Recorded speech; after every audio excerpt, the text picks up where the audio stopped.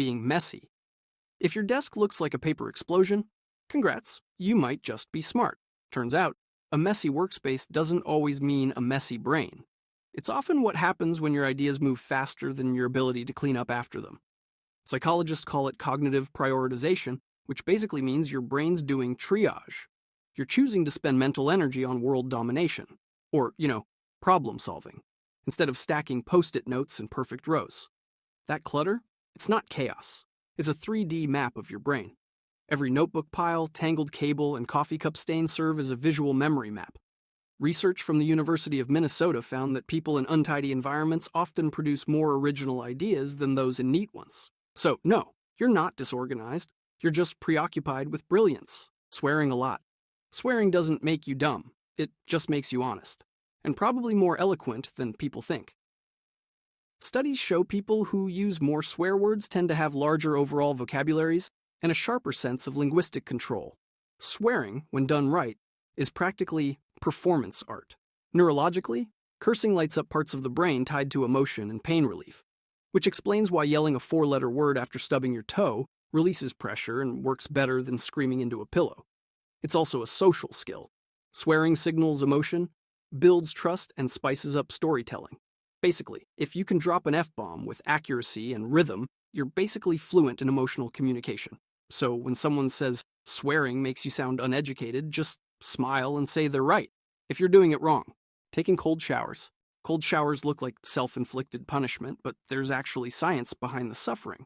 When cold water hits your skin, blood vessels constrict and then rapidly expand, sending a rush of oxygenated blood to the brain.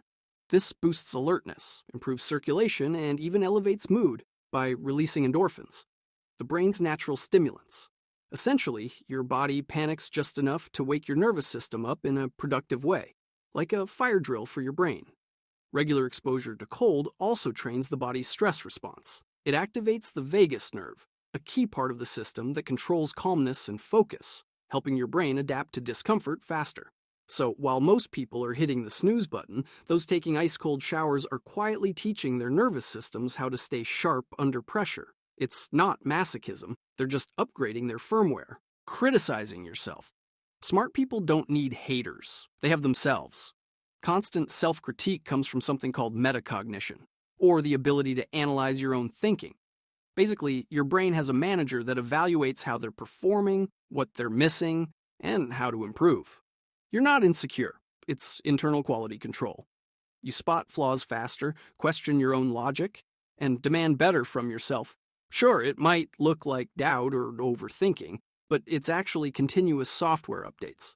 Where others stop at good enough, you keep upgrading, recalibrating, and leveling up, doodling while listening. You're in a meeting, halfway through a doodle that looks like abstract spaghetti. And somehow, you still remember everything that was said. That's not distraction. That's multitasking at a genius level. When you doodle, your hands keep the motor part of your brain busy so your mind doesn't drift. The light movement anchors your focus, giving your mind a rhythm to think along like a fidget spinner for your neurons. Studies show doodlers actually retain more information than people who just sit there pretending to listen. So yeah, keep scribbling during that Zoom call. It's not disrespectful. It's active listening, but with a side of art. Remembering things that never happened. Remembering conversations that didn't happen? Same. It's not broken memory. It's creative reconstruction. Your brain doesn't store memories like files in a cabinet. It reconstructs them each time, stitching together fragments of images, words, and feelings. Smart, imaginative minds have more overlap between memory and imagination, so things blur between fact and fiction. This phenomenon, called false memory, isn't lying. It's your brain remixing past experiences to invent, predict, and imagine new possibilities. It's how creative thinking happens, by remixing the past into something new. So if you swear your friend once said something they didn't, congrats. You've got a brain that edits reality for fun, walking around when thinking. If pacing helps you think, you're in great company. Einstein did it. So did Nietzsche. Different results, same energy. Because why sit when you can wear a hole in the carpet? Walking activates the parts of your brain linked to planning and problem solving. It's like putting your thoughts on a treadmill. The rhythm of movement literally boosts mental clarity and creative output.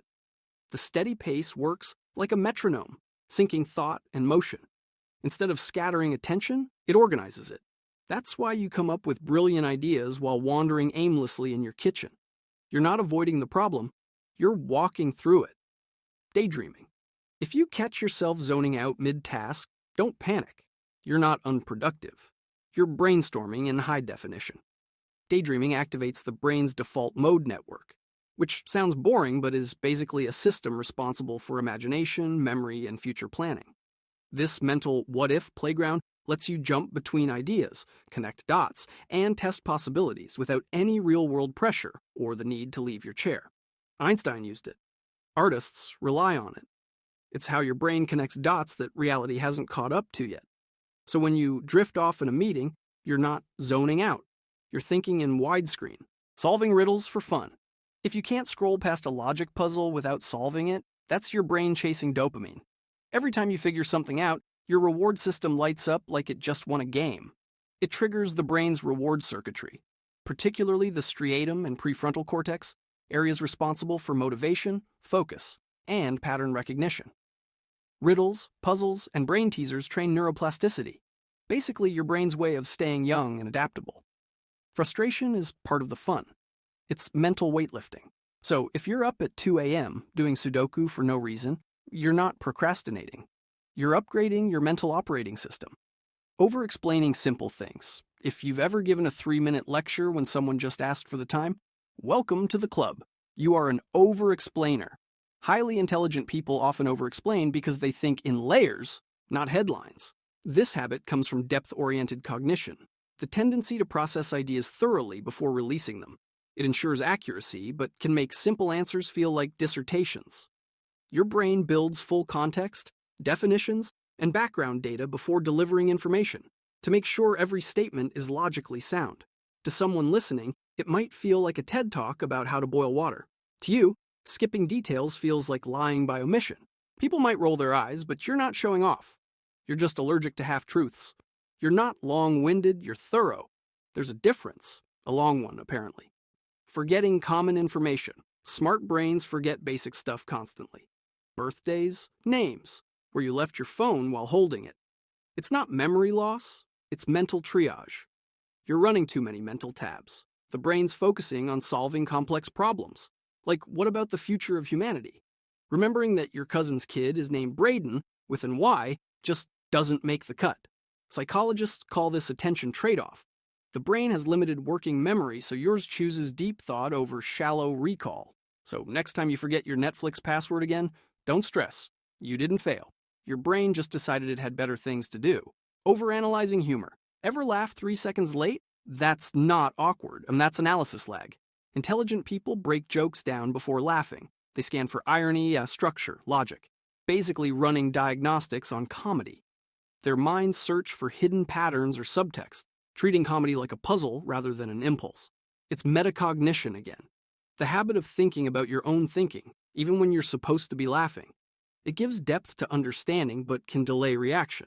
So while everyone else laughs instantly, you're mentally fact-checking the punchline. You're not humorless, you're just buffering.